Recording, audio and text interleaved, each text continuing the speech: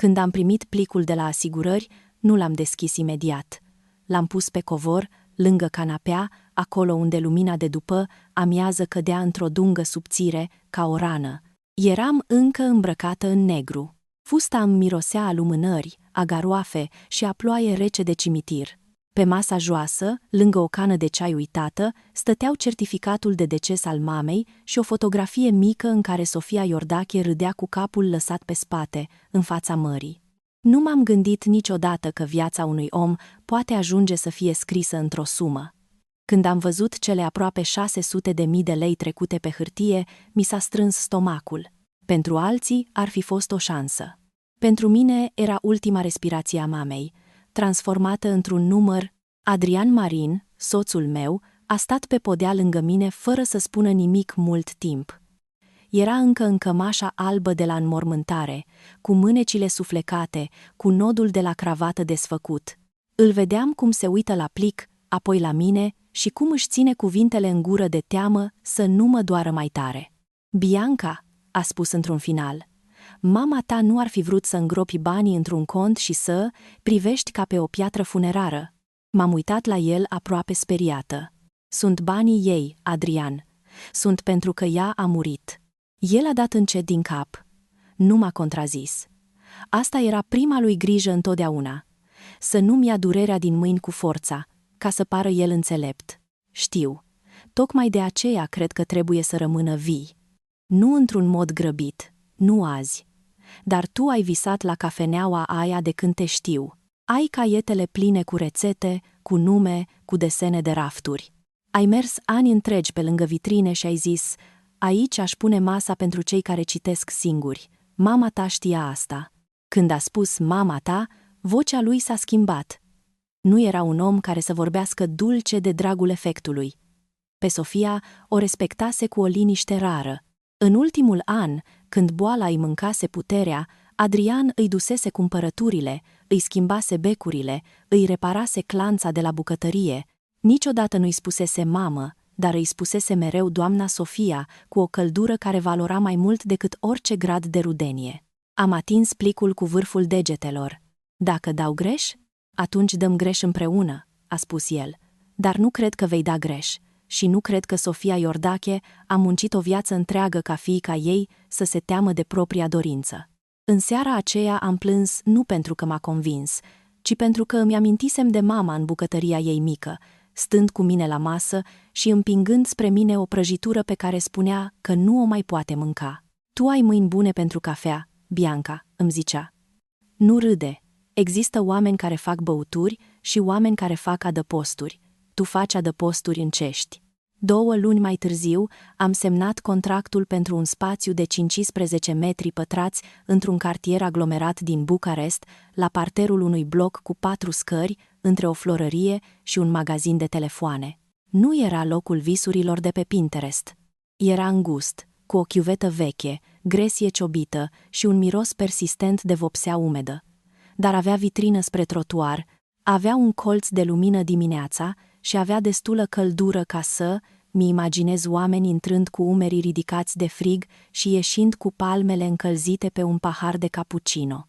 E mic, a spus brokerul, privind parcă scuzându-se. E cât trebuie, a răspuns Adrian înaintea mea. Am cumpărat scaune la mâna a doua dintr-un depozit de lângă obor. Unele aveau picioare inegale, altele urme de pix pe spătar. Adrian le-a șlefuit pe toate în balconul apartamentului nostru vechi, până când vecina de jos a bătut în calorifer. Am găsit un aparat de espresso folosit, dar bine întreținut, de la o cafenea care se închisese după pandemie. L-am privit ca pe o inimă mecanică. Când l-am pus pe teșghea, am avut senzația că spațiul a început să respire. Am zugrăvit pereții singuri, seară după seară. Eu țineam banda de hârtie pe margini, Adrian ridica trafaletul.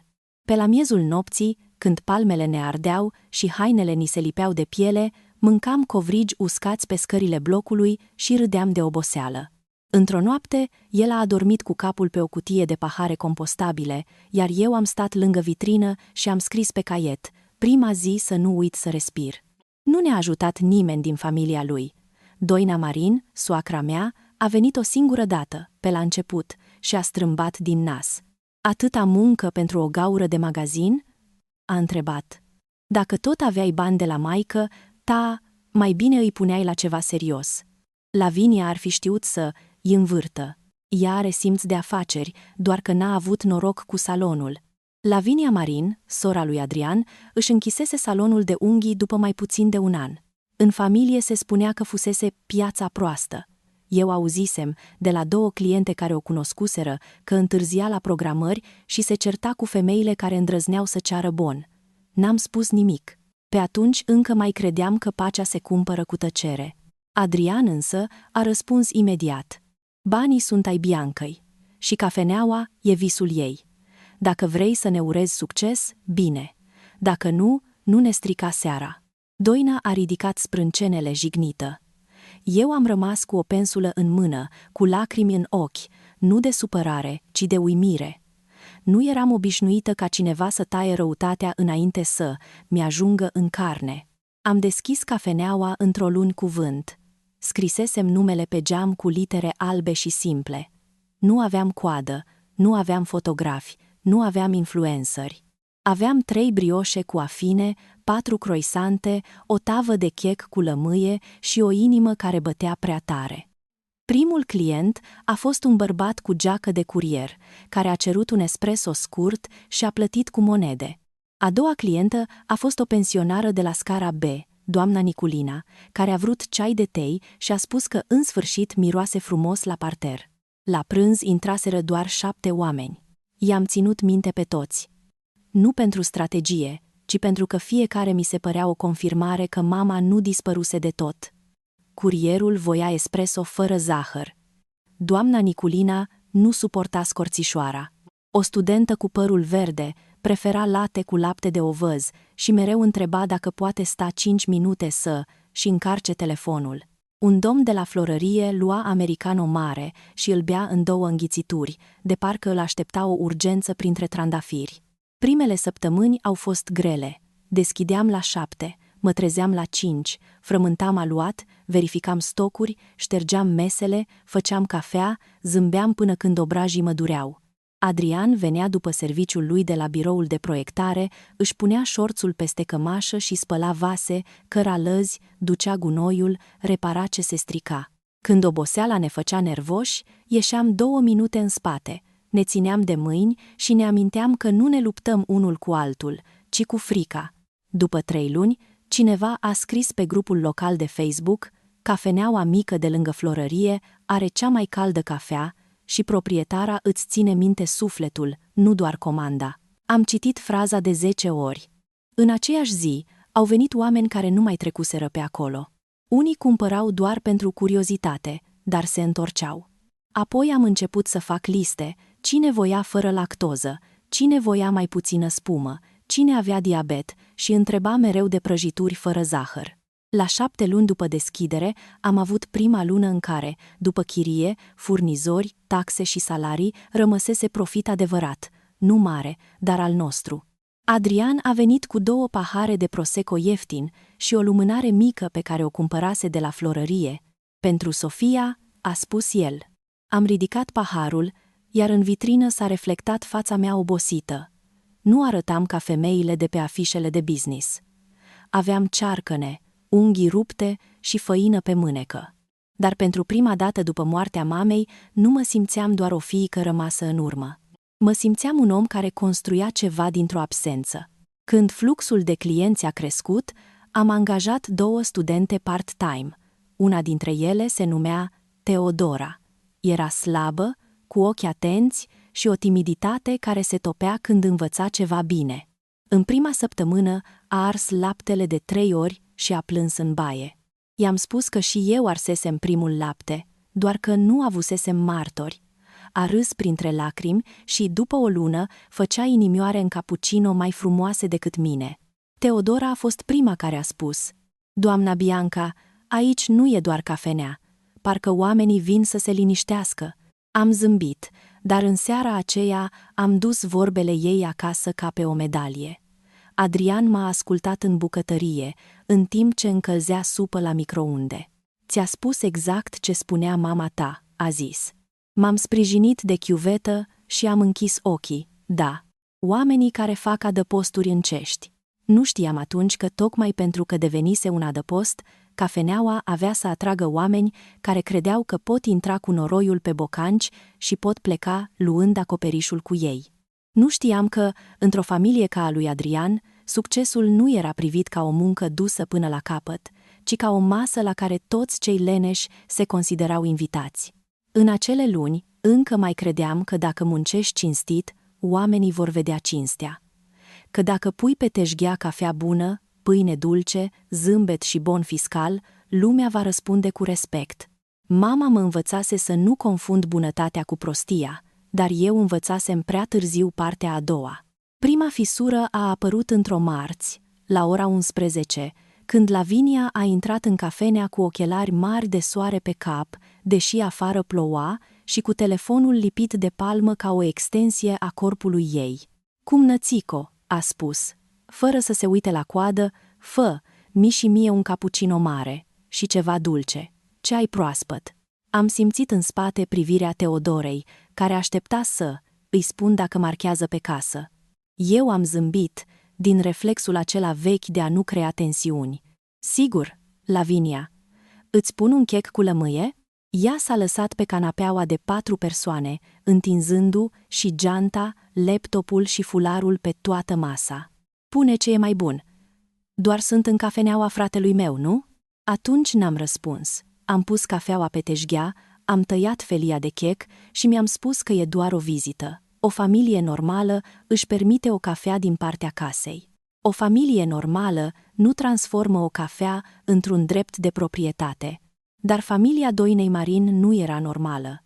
Iar eu încă nu știam că o ușă se poate închide în fața lăcomiei numai după ce îi lași cheia falsă în mână. La început, Lavinia venea o dată pe săptămână, apoi de 2 ori. După o lună, ajunsese să apară aproape zilnic, exact în intervalele în care aveam cele mai multe comenzi. Intra fără să salute clienții, își arunca haina pe canapeaua mare și spunea, pe un ton de parcă dicta o comandă într-o casă în care se născuse: "Bianca, cappuccino cu extra spumă. Și vezi să fie fierbinte." Data trecută era cam călduț. Nu plătea, nici măcar nu întreba dacă să plătească. La început am marcat băuturile ei ca pierdere, apoi ca protocol, apoi nu le-am mai marcat deloc, pentru că mă durea să văd în raport cum munca mea se scurgea în dreptul unui nume pe care nu-l puteam trece oficial nicăieri. "Lasă, e soră mea," îmi spunea Adrian când îi povesteam seara, dar nu cu nepăsare, ci cu oboseala unui om care spera că rușinea încă funcționează. "O să vorbesc cu ea. Nu vreau scandal," îi răspundeam, "doar să nu mai stea 4 ore pe canapea când am oameni care caută loc." Într-o cafenea de 15 metri pătrați, o masă ocupată aiurea nu era un detaliu. Era o gaură în încasări, în ritm, în respirație. Lavinia venea cu laptopul, cu trusa de machiaj, cu încărcătoare, cu pungi de cumpărături. Își aranja lucrurile ca într-un birou personal și se supăra dacă cineva se apropia. "E ocupat," zicea, chiar și când stătea singură la masa de 4. Într-o joi, doamna Niculina a intrat cu o prietenă și s-a uitat spre canapea. Era locul ei preferat, pentru că avea spatele la perete și putea privi vitrina. Lavinia își întinsese picioarele pe scaunul din față și vorbea video cu cineva, arătându și unghiile. "Putem sta aici?" a întrebat bătrâna politicos. Lavinia nici n-a scos casca din ureche. "Nu vedeți că lucrez?" Am simțit cum mi se aprind urechile. M-am apropiat, cu șorțul strâns prea tare pe talie. "Lavinia, te rog, dacă ești singură, lasă 2 locuri libere. Doamnele vor să stea jos." Ea m-a privit lent, de sus până jos, de parcă abia atunci își amintea că eu exist. "Dar ce, Bianca, am ajuns să mi iau aprobare să stau în cafeneaua familiei." Cuvântul familiei a rămas între noi ca o pată de ulei. Doamna Niculina a murmurat că nu-i nimic și a plecat. Nu a mai venit 2 săptămâni. În seara aceea am închis mai devreme cu 10 minute. Adrian a intrat exact când ștergeam mesele cu mișcări prea rapide. M-a văzut și a înțeles înainte să îi spun. "Iar?" Am pus laveta în chiuvetă. A alungat-o pe doamna Niculina și a zis cafeneaua familiei. Fața lui s-a întunecat. Nu era genul care să țipe. Când se enerva, vocea îi devenea mai joasă, iar tăcerea din jurul lui se ascuțea. Mâine vin la prânz, a spus. Adrian, te rog, nu vreau să creadă că te pun împotriva lor. El s-a apropiat și mi-a luat mâinile, cele 2 mâini crăpate de detergent și abur. Nu mă pui tu împotriva nimănui, ei se pun singuri împotriva noastră și noi înseamnă tu și eu. A doua zi, Lavinia a venit ca de obicei, cu o geantă nouă și cu parfumul ei dulce care acoperea mirosul de cafea. A cerut latte cu vanilie și 2 eclere, apoi s-a așezat la masa mare. Adrian a intrat 10 minute mai târziu. Își luase pauză de la birou și încă avea ecusonul la gât. Lavinia, a spus, stând în fața mesei ei. Trebuie să vorbim. Ea a ridicat ochii din telefon. Vai, ce serios ești, ce-am făcut? De azi înainte plătești ce consumi. Dacă stai, ocupi o masă normal, nu 4 locuri. Dacă sunt clienți, te ridici și nu mai spui că e cafeneaua familiei. Cafeneaua e a Biancăi și a mea, construită din munca noastră și din banii mamei ei. Lavinia a râs scurt. Serios? Așa te-a adresat nevastă ta? Am făcut un pas în spate, dar Adrian nu s-a clintit. Nu vorbi așa despre Bianca. Ce sensibil ai devenit. Mami știe cum vorbești cu mine? Mami poate să afle și ea aceleași reguli. Dacă vii aici ca un client civilizat, ești binevenită. Dacă vii ca să deranjezi, nu mai intri. Lavinia și-a închis laptopul cu un pocnet. Și-a luat geanta și a trecut pe lângă mine fără să mă privească. Bine, frate, a spus cu un zâmbet subțire. Ține minte ziua asta. După ce a ieșit, aerul din cafenea a devenit mai ușor. Teodora, care se făcuse mică lângă espresor, a șoptit. Mulțumesc. Eu am crezut, pentru câteva zile, că asta fusese tot. O limită pusă clar, un membru de familie supărat, apoi liniște. Dar oamenii ca Lavinia nu aud limite, aud provocări. S-a întors după o săptămână, într-o sâmbătă aglomerată, cu 3 prietene după ea. Toate aveau pungi de haine, telefoane scumpe și râsete tăioase. Lavinia a deschis ușa larg, lăsând frigul să intre, și a anunțat. Fetelor, azi vă fac cinste la cafeneaua fratelui meu. Am ieșit din spatele teșghelei. Lavinia, am vorbit. Dacă doriți să comandați, vă rog să plătiți la casă. Prietenele ei au început să chicotească. Una a zis. Vai, ce strictă e cumnata! Lavinia s-a apropiat de vitrina cu prăjituri și a deschis o singură. Nu face teatru, Bianca. Pune-ne 4 frappe, uri, 2 cheesecake-uri și eclerele alea. Notează, le pe Adrian. Nu notez nimic pe nimeni, am spus, simțindu-mi vocea tremurând. Atunci a apărut Teodora din spate cu o tavă de pahare curate. Lavinia s-a întors spre ea. Tu ce te uiți? Fă ce ți se spune.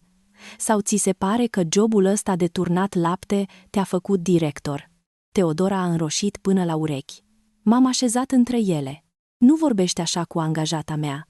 Angajata ta? A râs Lavinia. Ce mare patroană avem aici? Teodora, draga mea, să nu, ți imaginezi că lucrezi la cine știe ce firmă, e o dugheană făcută din banii unei moarte. În acel moment, în cafenea s-a făcut tăcere.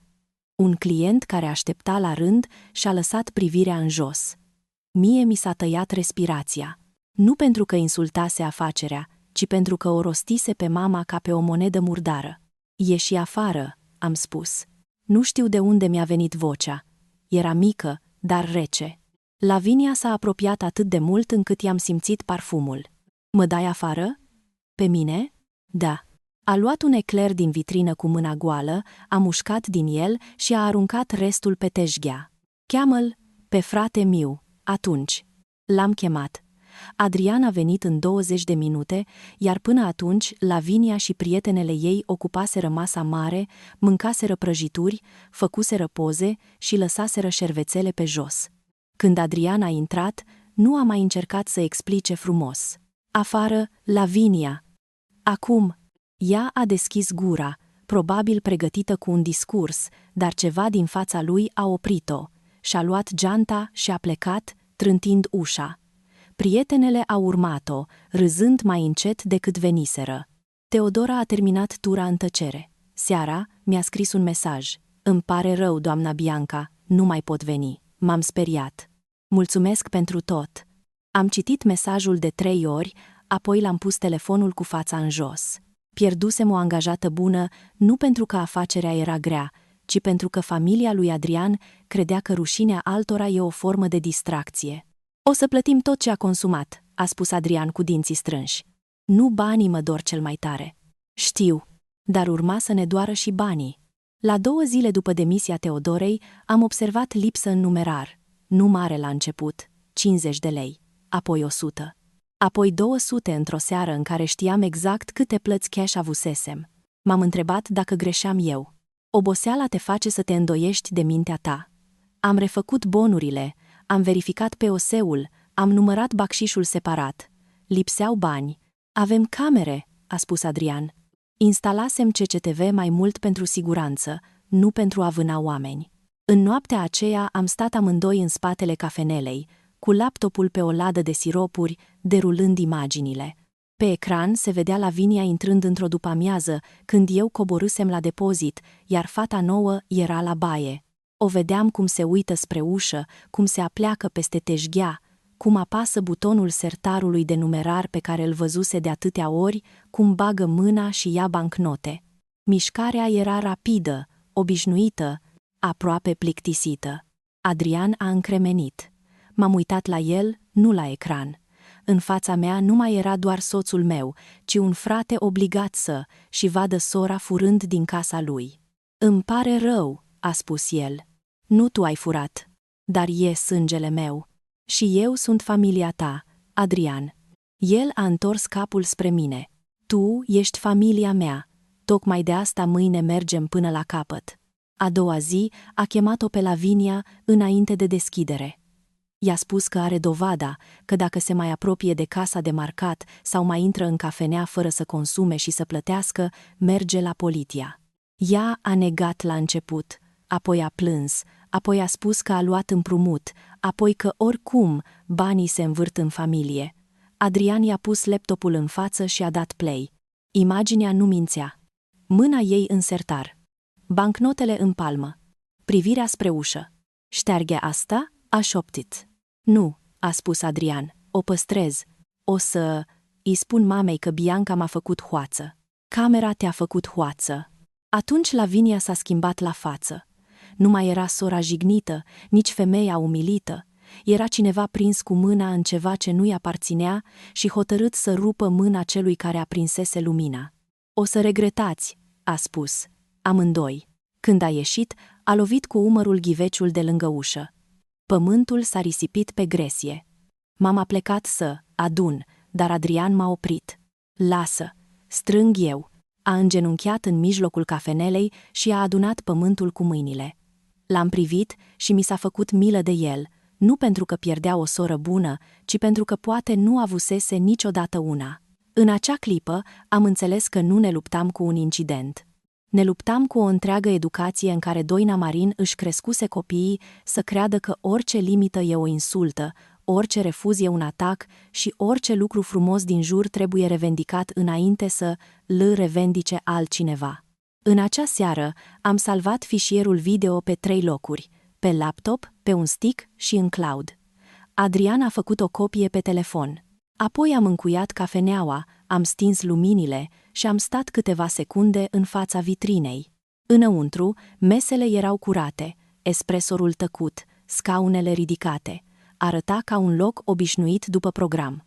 Dar eu știam că în pereții aceia intrase deja ceva otrăvit. Crezi că Doina va veni? Am întrebat.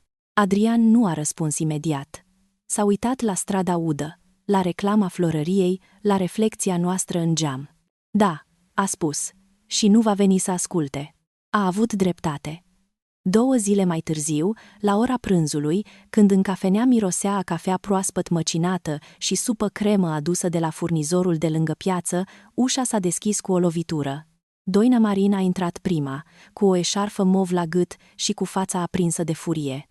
Lavinia venea în urma ei, ținând telefonul ridicat. Să vadă toată lumea, a strigat Doina, cum nora mea îmi distruge familia. Și atunci am înțeles că scandalul nu mai era în spate, pe înregistrări, Intrase în mijlocul cafenelei, printre clienți, cu telefonul pornit și cu pantofii murdari pe podeaua pe care Adrian tocmai o spălase. Doina Marin știa să intre într-o încăpere ca și cum ar fi fost deja jignită de pereți. În ziua aceea a pășit în cafeneaua mea, cu bărbia ridicată, cu telefonul Laviniei în spatele ei și cu vocea pregătită pentru martori. Aveam 5 oameni la rând, 2 mese ocupate și un domn care își turnase zahăr în cafea. Toți au întors capul. Vreau să știe toată lumea ce fel de femeie ești, Bianca Marin, a strigat Doina. Ai întors băiatul meu împotriva mamei lui și ai făcut o hoață pe sora lui. Mi-am simțit palmele transpirând pe marginea teșghelei. Adrian era la birou, la 20 de minute distanță. Fata nouă se blocase lângă espresor, cu paharul de lapte în mână. Din spatele telefonului, Lavinia zâmbea cu colțul gurii, mulțumită că devenise regizoarea propriei ei umilințe false. Doina, am spus cât am putut de calm, dacă vreți să discutăm, vă rog să ieșim afară, sunt clienți. Clienți? Ați auzit? A spus ea, întorcându-se teatral spre oameni. Pentru ea, noi suntem clienți. Familia soțului ei e tratată ca o străină. Din banii cui ai făcut cafeneaua asta, fată? Am respirat adânc. Din banii mamei mele și din munca noastră. Mama ta, mereu mama ta, a țipat Doina. Dar tu erai măritată când ai luat banii. Într-o căsnicie totul e familie. Lavinia a rămas fără salon. Săraca, și tu stai aici pe bani și pe scaune, făcând pe doamna patroană. Cuvântul săraca, pus lângă Lavinia, care tocmai furase din sertarul meu, m-a făcut să văd roșu, dar nu am ridicat vocea. Într-un spațiu atât de mic, furia celui care se apără pare mereu mai vinovată decât furia celui care atacă. Avem înregistrare cu Lavinia luând bani din casa de marcat, am spus. Adrian a văzut-o. Dacă doriți, discutăm cu poliția, nu cu clienții. Telefonul Laviniei a coborât o clipă. Doina însă nu s-a oprit. Din contră, a făcut pasul care a transformat totul într-un teatru absurd. S-a lăsat brusc pe podea, între teșghea și prima masă, lovindu și palma de gresie. Uitați-vă, a început să se vaite. Mă amenință cu poliția, nora mea mă aruncă pe jos, mă omoară de vie. Nimeni nu o atinsese. Domnul cu zahărul a rămas cu lingurița în aer. O femeie a tras copilul de lângă ea. Cafeaua vărsată de un client a curs pe marginea mesei și a picurat pe podea lângă pantofii Doinei. Lavinia filma iar, de data aceasta cu o lumină aproape fericită în ochi. Spune, mami, spune cum te umilește, zicea ea. Doina s-a bătut cu pumnul în piept. Vreau dreptate. Cafeneaua asta trebuie trecută pe numele Laviniei. Ea are nevoie să se ridice. Adrian e băiatul meu, nu sclavul nevestei. Bianca a primit bani de la moartă, dar acum face avere pe spatele familiei Marin. Am auzit câteva murmure. Cineva a ieșit fără să și ia restul. Fata de la espresor a început să plângă. Mă uitam la Doina pe podea și mi-am dat seama că nu există răspuns bun pentru un om care se culcă între mese ca să ți transforme demnitatea în spectacol. Dacă o rugam frumos, păream slabă. Dacă o ridicam, putea spune că am agresat-o. Dacă țipam, filmarea o ajuta. Am făcut singurul lucru care îmi mai rămânea. I-am scris lui Adrian, vino, acum. Doina e pe jos în cafenea, Lavinia filmează. El a sunat imediat. Nu le atinghe, mi-a spus. Pun pe speaker? Nu, vino doar.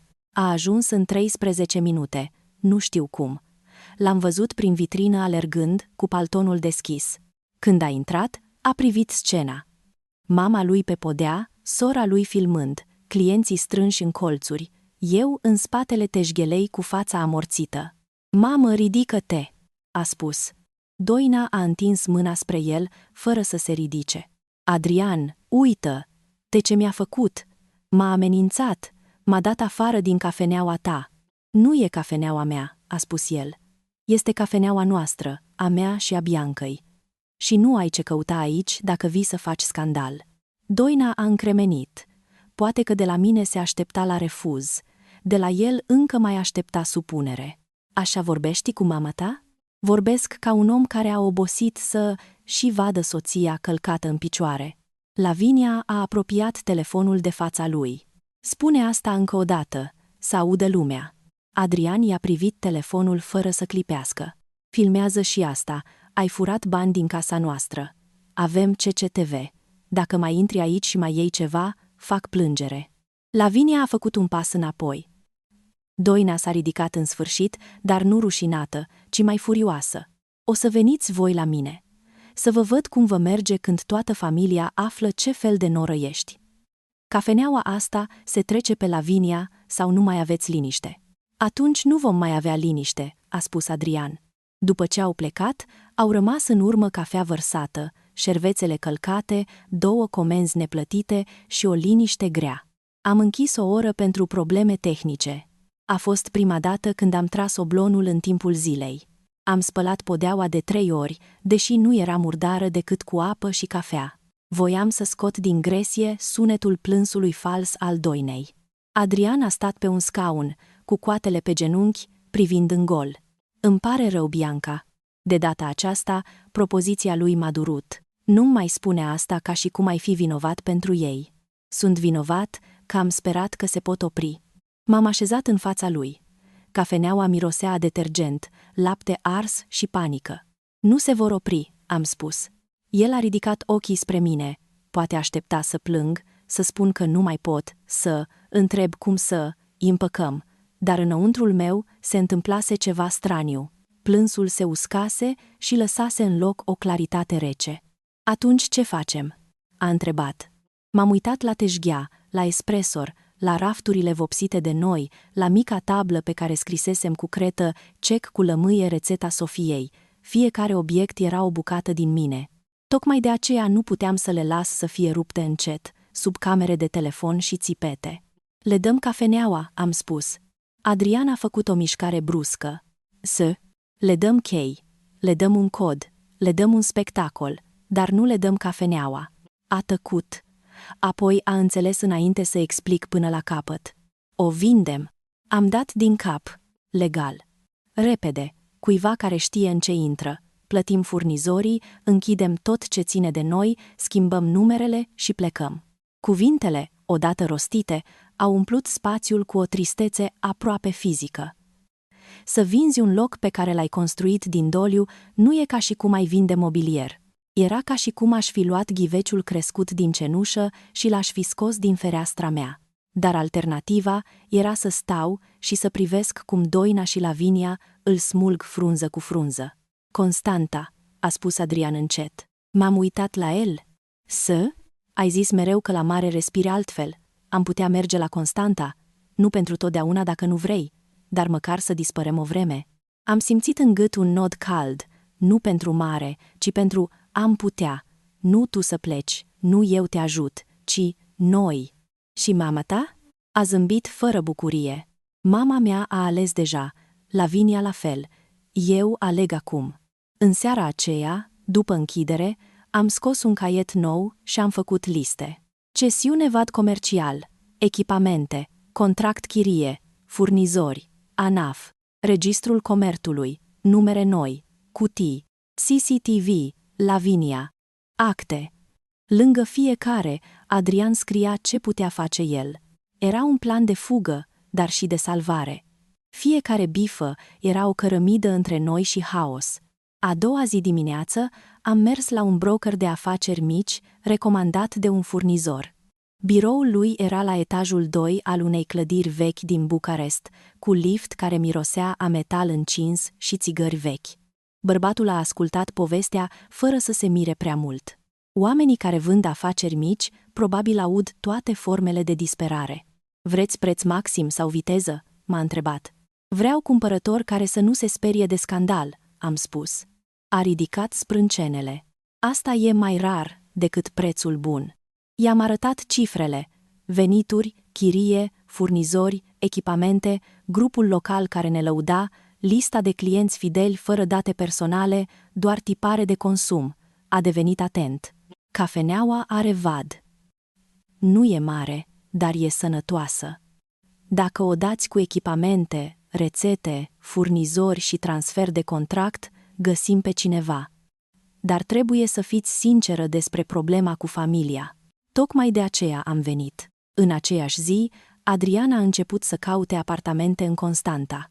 Îmi trimitea linkuri între 2 ședințe de la birou, garsoniere, 2 camere, blocuri înalte, vedere laterală la mare, vedere directă la port, bucătării mici. Unele erau urâte, altele prea scumpe, dar simplul fapt că exista o hartă spre altundeva îmi dădea aer. Seara, am început să împachetăm lucruri din apartamentul nostru fără să pară că ne mutăm. Cărți în cutii mici trimise prin curier la o adresă temporară, haine de vară puse în saci pentru donat, dar duse la portbagaj, acte scanate și puse în cloud. Viața noastră pleca din Bucarest 2 colete odată. Doina suna. Lavinia trimitea mesaje lungi, când amenințătoare, când dulci. Mami plânge. Adrian o să regrete. Dacă îmi dați cafeneaua, putem uita tot.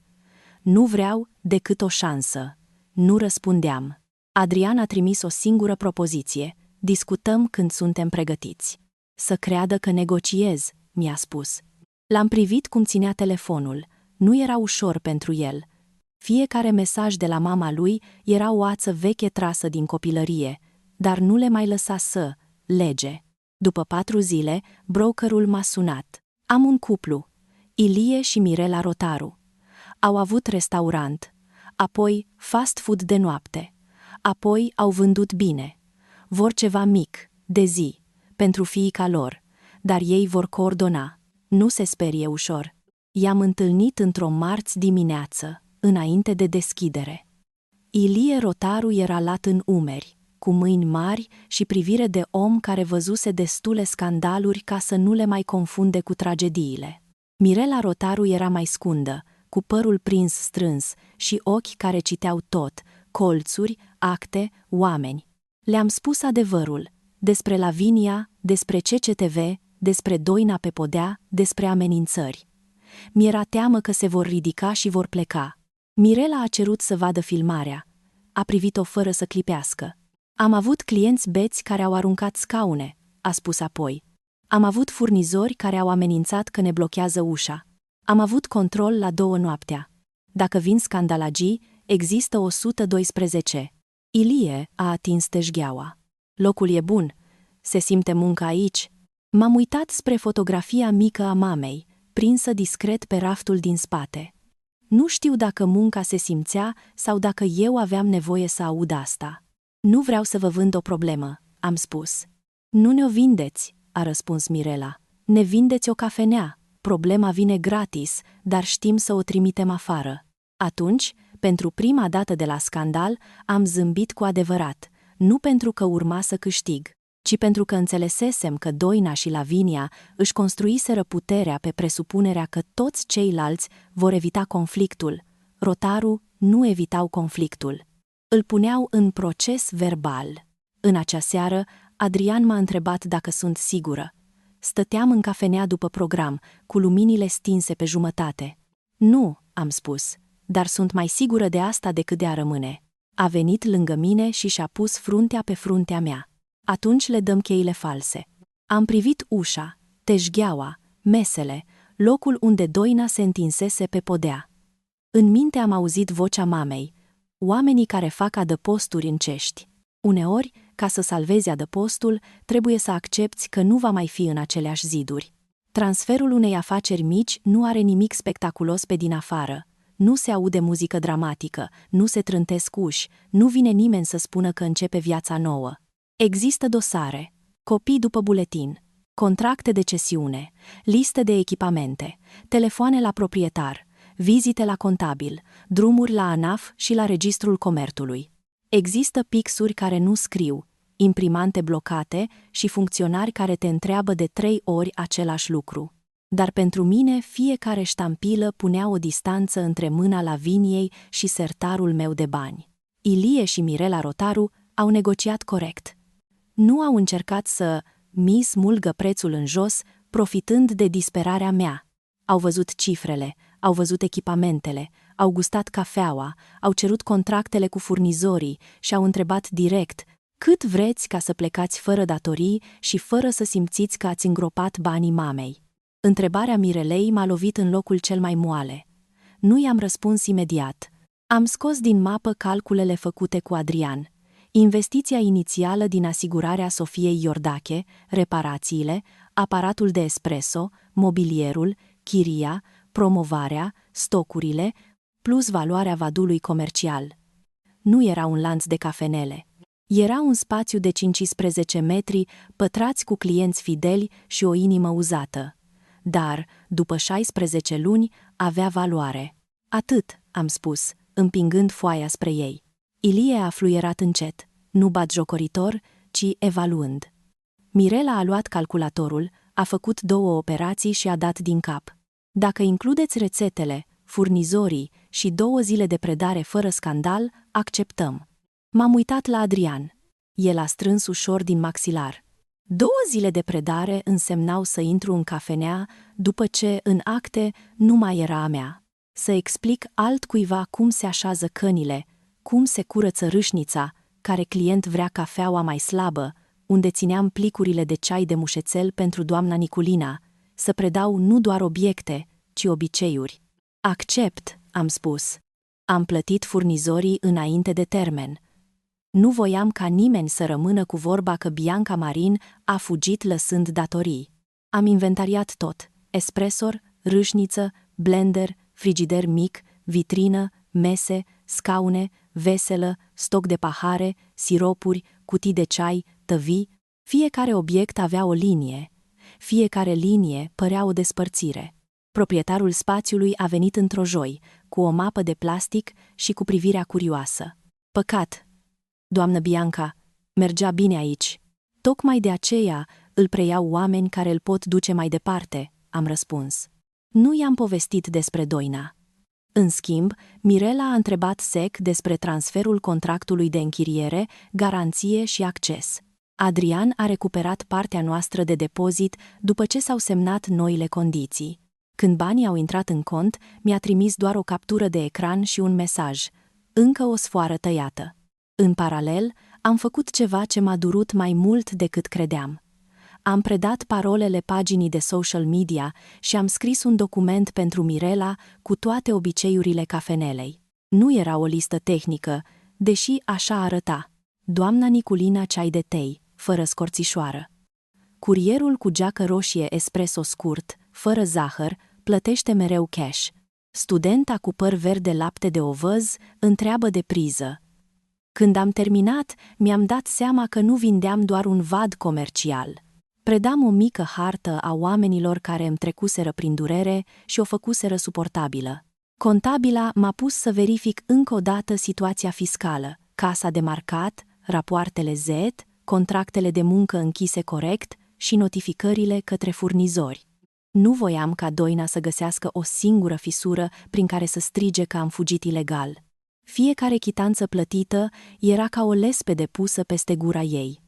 Adrian a mers personal la proprietar cu procesul verbal de predare și a făcut fotografii la pereți, podea, aparate, contoare. Era meticulos nu pentru că nu avea încredere în rotaru, ci pentru că știa că mama lui transforma orice neclaritate într-o acuzație. Într-o pauză, Mirela m-a găsit în spate, ținând în mână șorțul meu vechi. Pe buzunar avea o pată de cafea care nu mai ieșea. "Îl luați, da?" m-a întrebat. "Nu știu dacă am dreptul să iau ceva care aparține locului. Un șorț nu e echipament, e pielea dumneavoastră de lucru. Luați-l." L-am împăturit și l-am pus în geantă lângă fotografia mamei. Atunci am simțit pentru prima dată că nu plec goală. Ultima zi oficială a mea ca proprietară a fost o zi cu soare. Am deschis ca de obicei, am servit ca de obicei, am zâmbit ca de obicei. Doamna Niculina revenise.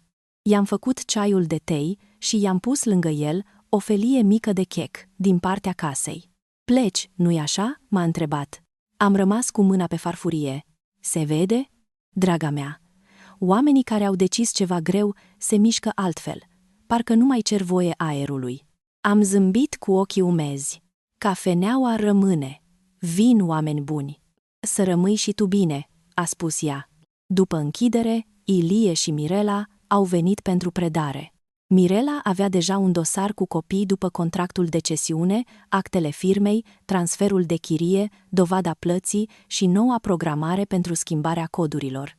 Mi-a plăcut felul în care nu lăsa nimic pe "vedem noi". Oamenii ca Doina trăiesc din zone gri, Mirela le acoperea cu hârtie semnată. "Mâine schimbăm iala și codul", a spus ea. "Dar pentru spectacolul vostru lăsăm azi aparența." "Vă mulțumesc", am spus. Ilie a zâmbit. "Nu ne mulțumiți încă. Să vedem dimineață." Planul cu predarea falsă trebuia jucat la Doina acasă. Adrian a insistat să fie el cel care deschide scena. Nu pentru că voia să mă ascund, ci pentru că știa că mama lui va crede mai ușor o capitulare venită de la el. "Dacă mă vede zdrobit, o să creadă că a câștigat", mi-a spus. "Și ești zdrobit?" "Da, dar nu în felul în care crede ea." Am mers la Doina într-o seară de vineri. În geanta mea aveam un breloc cu cheile vechi de la spațiul de depozitare, o cheie care nu mai deschidea nimic important și un bilețel cu un cod vechi de acces, schimbat deja în sistemul intern. Mirela avea cheile reale. Ilie avea telecomanda nouă, actele erau semnate, banii erau în cont, în fața Doinei, însă eu trebuia să fiu femeia învinsă. Doina ne-a primit în sufrageria ei cu aerul unei regine care acceptă supunerea unor provincii rebele. Lavinia stătea pe canapea, cu picioarele sub ea, îmbrăcată într-o bluză lucioasă, de parcă urma să îi se predea coroana. Pe masă avea un caiet cu idei: redeschidere, meniu nou, influenceri, colț de selfie. Mi-am ținut buzele strânse ca să nu spun nimic. "Ei?" a întrebat Doina. "V-a venit mintea?" Adrian a inspirat adânc. "Nu mai putem continua așa. Bianca e epuizată. Eu sunt între voi și ea. Am discutat și cel mai bine e să lăsăm cafeneaua Laviniei." Lavinia a sărit de pe canapea. "Serios?" Eu am privit podeaua. Era mai ușor să joc cu Milința dacă mi-aminteam toate nopțile în care mă temusem de ele. Doina s-a întors spre mine. "Așa, Bianca. Vezi? Nu era greu să fii om. Sângele e sânge." Am ridicat ochii. "Vreau doar să se termine scandalul." "Se termină dacă nu mai faci pe patroana", a spus Lavinia. "Mâine merg să intru, vreau să schimb tot. Numele, meniul, scaunele, canapeaua rămâne, îmi place." Adrian a scos brelocul. L-am văzut cum îi tremură o venă la tâmplă, dar mâna îi era stabilă. "Aici sunt cheile. Codul vechi e pe hârtie. Mâine dimineață puteți merge." Bianca va lăsa tot pregătit. Doina a luat cheile, apoi le-a pus în palma Laviniei cu un gest solemn. "Ai văzut? Când mama se luptă pentru tine, primești ce meriți." Lavinia a strâns cheile la piept, apoi le-a băgat în buzunarul bluzei ca pe o medalie. "O să fac ceva frumos acolo, nu ca voi, cu energia voastră tristă."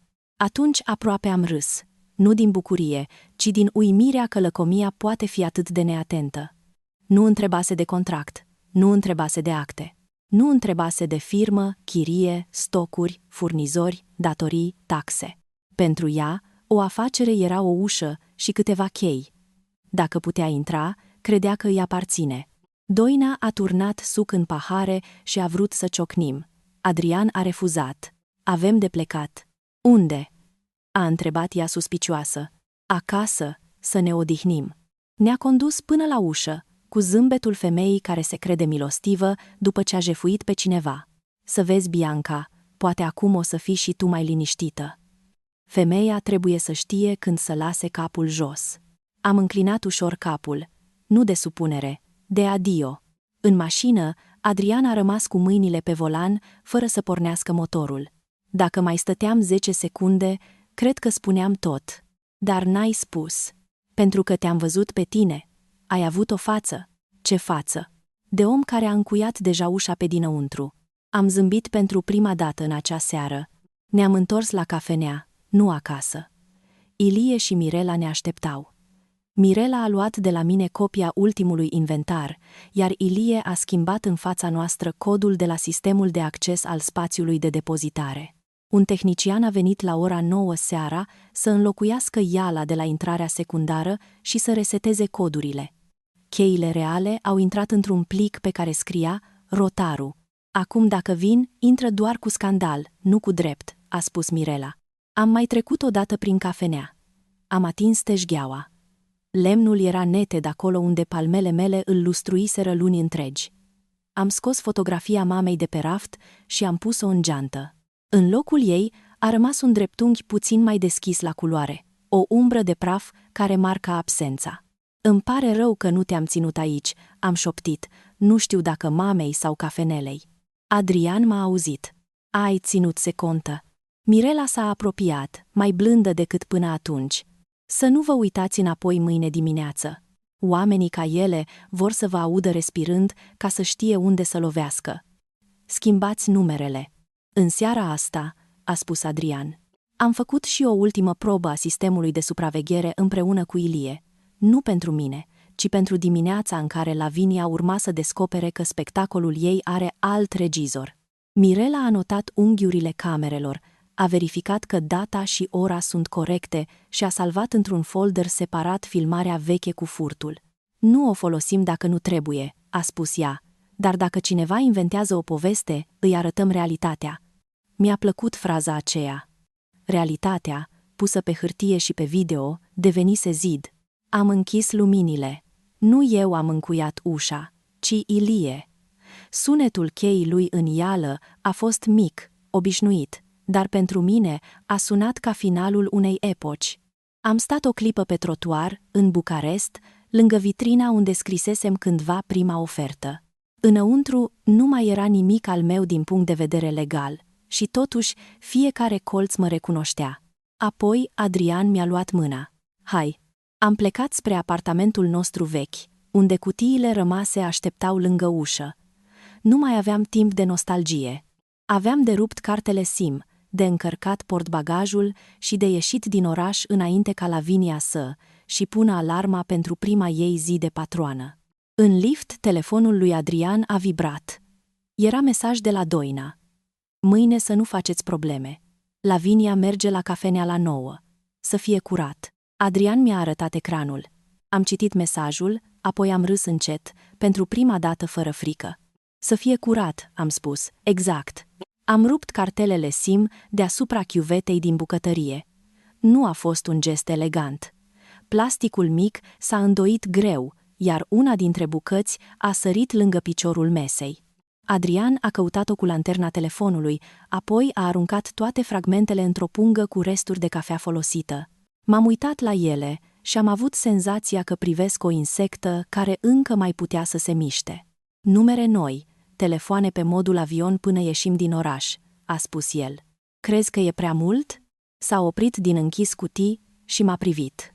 După ce mama a stat pe podeaua cafenelei tale și Lavinia a furat bani, nu, cred că e prima dată când facem destul. Apartamentul nostru din Bucarest arăta ca un loc evacuat înainte de ploaie. Mai rămăseseră 2 valize, un sac cu haine, laptopurile, mapa cu acte, fotografia Sofiei Iordache și un ibric mic de cafea pe care nu voiam să las. Mobilierul era al proprietarului. Viața noastră se strânsese în portbagaj și pe bancheta din spate. Am plecat după miezul nopții. Orașul era încă luminat, dar mai puțin sigur pe el. Pe bulevardele late, semafoarele schimbau culorile pentru mașini care nu veneau. Când am trecut pe lângă intersecția care ducea spre cafenea, nu m-am uitat. Am simțit mâna lui Adrian peste a mea. Nu trebuie. Pe a 2, noaptea s-a întins dreaptă în fața noastră. Farurile tăiau întunericul, iar eu, pentru prima dată după multe luni, nu număram comenzi, stocuri, amenințări, mesaje, număram kilometri. Bucureștiul rămânea în urmă cu fiecare panou albastru. Constanta apărea întâi ca nume, apoi ca promisiune. Îți pare rău? Am întrebat după o oră de tăcere. Adrian nu s-a prefăcut că nu înțelege. Pentru cafenea, da, pentru mama și Lavinia, nu în felul în care crezi. Îmi pare rău că nu le-am văzut mai devreme. Îmi pare rău că te-au atins prin mine. Nu m-ai lăsat singură. Niciodată. A spus-o simplu, fără să întoarcă privirea de la drum. Tocmai simplitatea m-a făcut să plâng. Am plâns în liniște, cu fruntea lipită de geam, privind întunericul câmpurilor. Nu era plânsul de la moartea mamei, nici cel de rușine din cafenea. Era plânsul unui corp care înțelege în sfârșit că pericolul se îndepărtează. Am ajuns în Constanta la răsărit. Apartamentul era la un etaj înalt, într-un bloc nou care mirosea a ciment, vopsea și mare. Nu aveam pat montat, doar o saltea rulată, 2 scaune pliante și cutiile trimise înainte. Dar când am deschis ușa balconului, vântul sărat a intrat în cameră și a ridicat perdeaua subțire ca o pânză de barcă. Nu se vedea marea întreagă, ci o fâșie albastră printre 2 blocuri. Pentru mine a fost suficient. Bianca, a spus Adrian, vino să dormi. Ne-am întins pe saltea, îmbrăcați, cu încălțămintea lăsată lângă ușă. Telefonul nou era pe podea, cu doar 3 numere salvate, al meu, al lui, al avocatului contabil care ne ajutase cu actele. Înainte să adorm, m-am gândit la Lavinia, la alarma ei, la cheile din buzunar, la felul în care probabil își pregătise prietenele pentru intrarea triumfală. Până când ea avea să apese codul, eu urma să privesc marea. A doua zi dimineață, la ora 9:10, Lavinia a ajuns la cafenea cu 2 prietene și cu Doina la braț. Nu am fost acolo, dar am văzut mai târziu filmările de pe camerele pe care Rotaru le păstraseră și am aflat detaliile de la Mirela într-un mesaj scurt și foarte clar. Uneori, dreptatea are nevoie de martori. Alteori, are nevoie de un unghi bun de CCTV. Lavinia purta o haină albă și ochelari de soare, deși dimineața era înnorată. Avea în mână un buchet mic de baloane aurii pe care scria Boss Lady.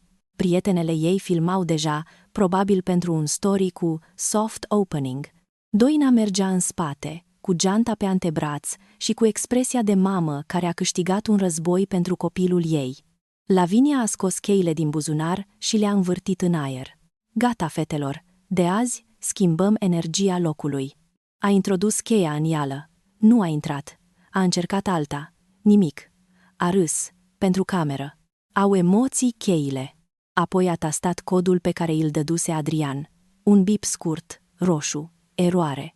A tastat din nou, mai apăsat, roșu. A 3-a oară, sistemul a blocat încercările pentru câteva minute. Prietenele au coborât telefoanele. Sună, el pe Adrian, a spus Doina. Lavinia a sunat, număr indisponibil, a încercat iar. Apoi m-a sunat pe mine, număr inexistent. A sunat-o pe o cunoștință comună, probabil ca să ceară alt număr. Nimeni nu știa nimic. Au făcut ceva, a șuierat Doina. În acel moment, ușa s-a deschis din interior. Ilie Rotaru a apărut în prag, cu un prosop pe umăr și cu fața unui om deranjat din muncă, nu din somn. În spatele lui se vedea teșgheaua, dar aranjată altfel. Fotografia mamei nu mai era acolo. Pe un raft apăruseră borcane noi. Bună dimineața, a spus Ilie. Căutați ceva? Lavinia a făcut un pas înainte. Eu sunt proprietara. Deschideți ușa. Ilie s-a uitat la ea. Apoi la Doina, apoi la baloane. Nu zunteți. Poftim? Mirela Rotaru a venit din spate cu un dosar în mână. Nu ridicase vocea, nu se grăbea. Purta un pulover negru și avea ochelari pe nas. A pus dosarul pe teșghea, deși ele erau încă afară. Spațiul este închiriat de firma noastră. Fondul de comerț, echipamentele și vadul au fost cesionate legal.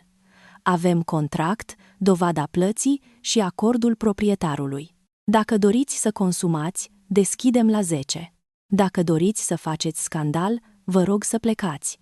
Doina a râs scurt, nevenindu-i să creadă. Cine sunteți voi, mă? Bianca ne-a dat cafeneaua. Avem cheile. Mirela a privit cheile din mâna Laviniei.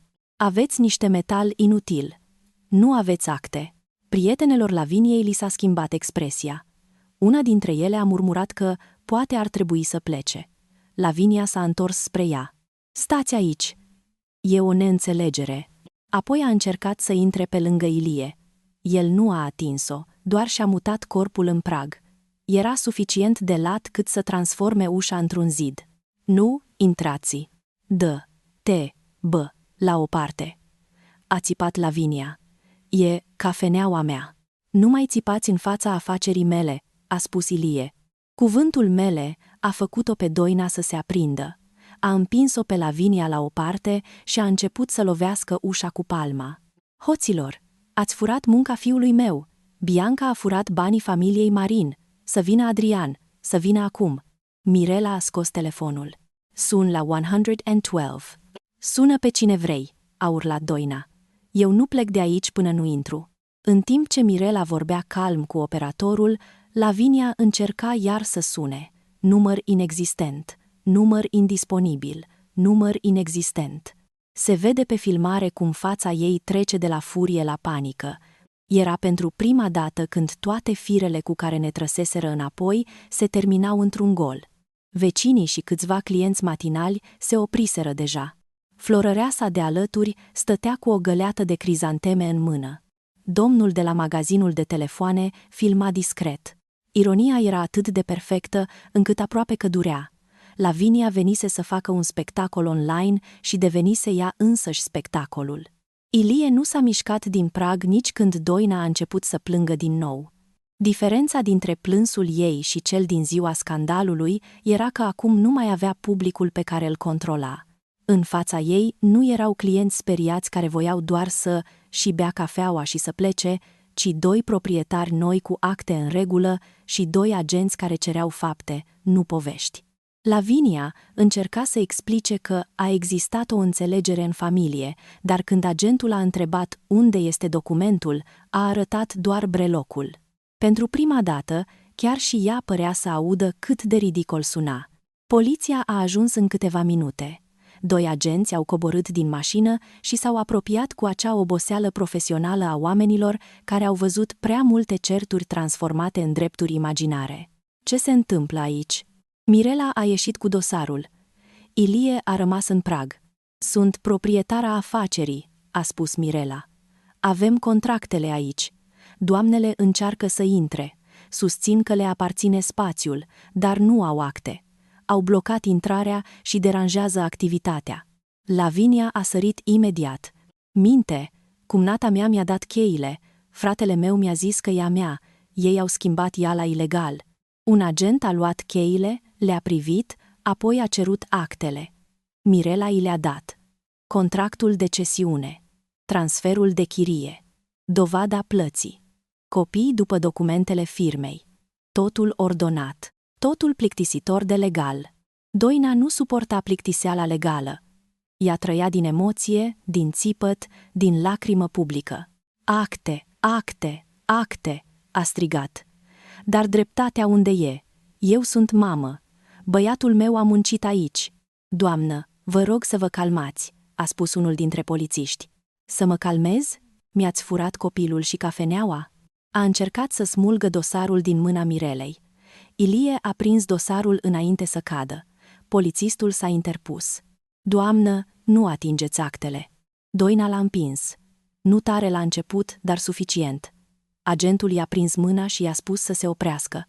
Atunci ea a făcut ceva atât de absurd, încât, când mi-a povestit Mirela, am crezut că exagerează. Dar camera a confirmat, Doina s-a aplecat și l-a mușcat de antebraț. Pentru o secundă, toți au rămas blocați.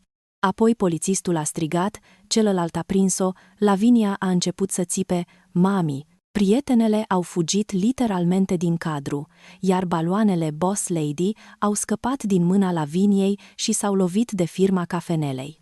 Doina a fost încătușată pentru tulburarea ordinii, refuz de legitimare, agresarea unui polițist și încercare de pătrundere într-un spațiu comercial unde nu avea drept. Lavinia a fost dusă și ea la secție pentru declarații, după ce a continuat să amenințe, să împingă și să insiste că fratele meu o să vă distrugă pe toți.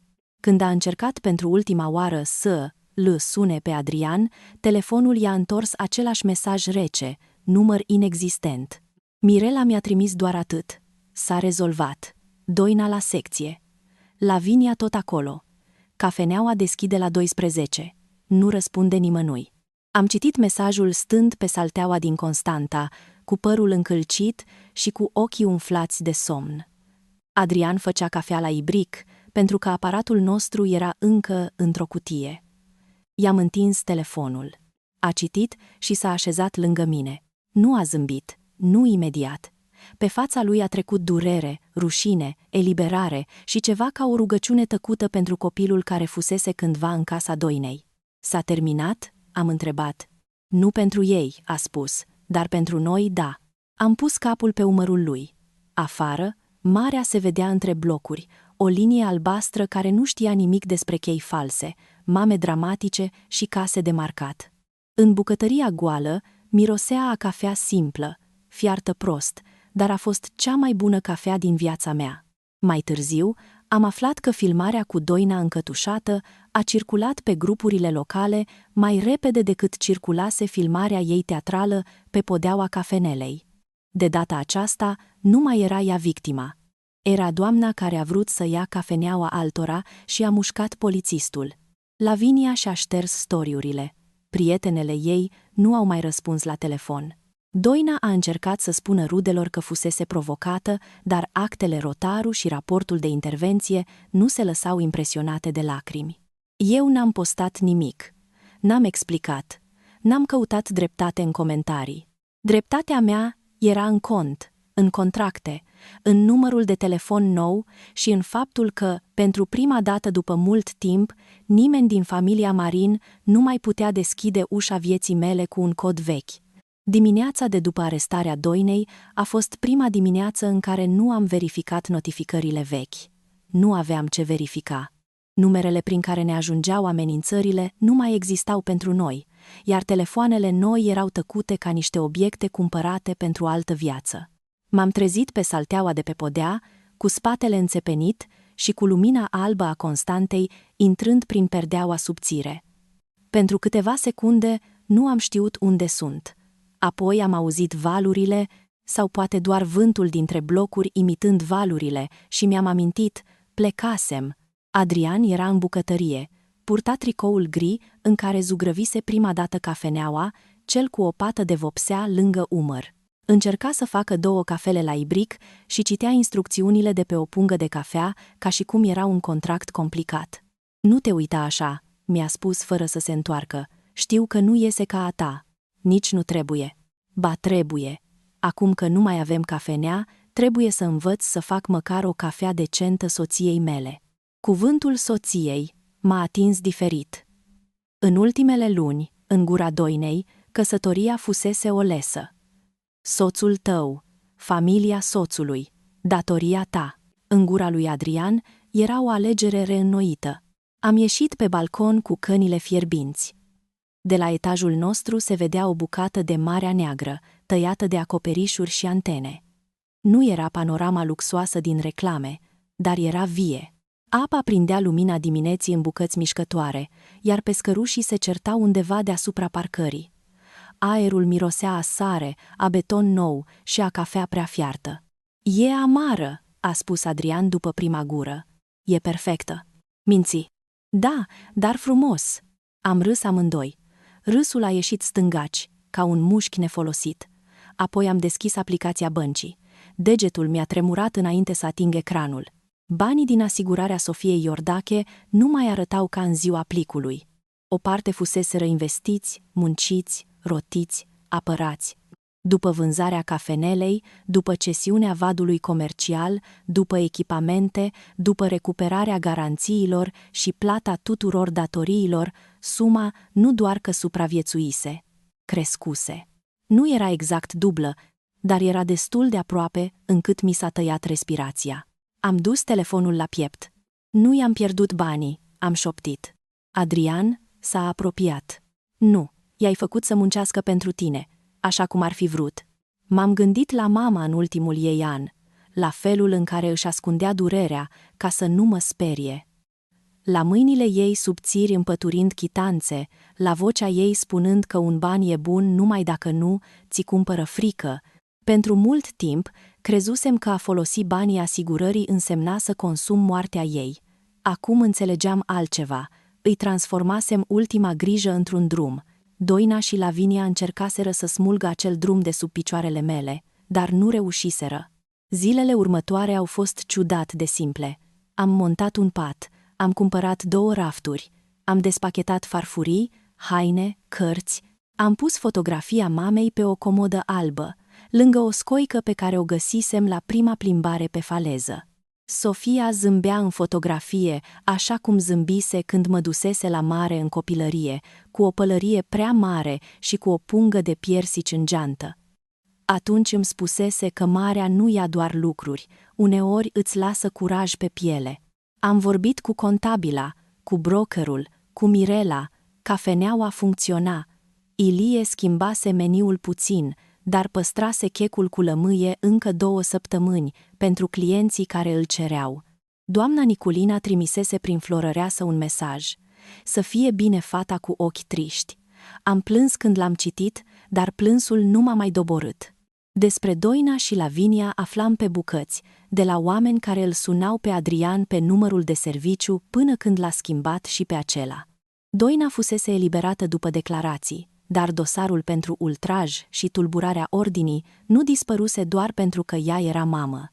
Lavinia fusese chemată să dea explicații și în legătură cu filmarea furtului din casa de marcat. Nu am insistat să facem plângere penală mai departe, pentru că nu voiam să mi hrănesc fiecare zi cu ele, dar copia exista, iar simpla ei existență a închis multe guri.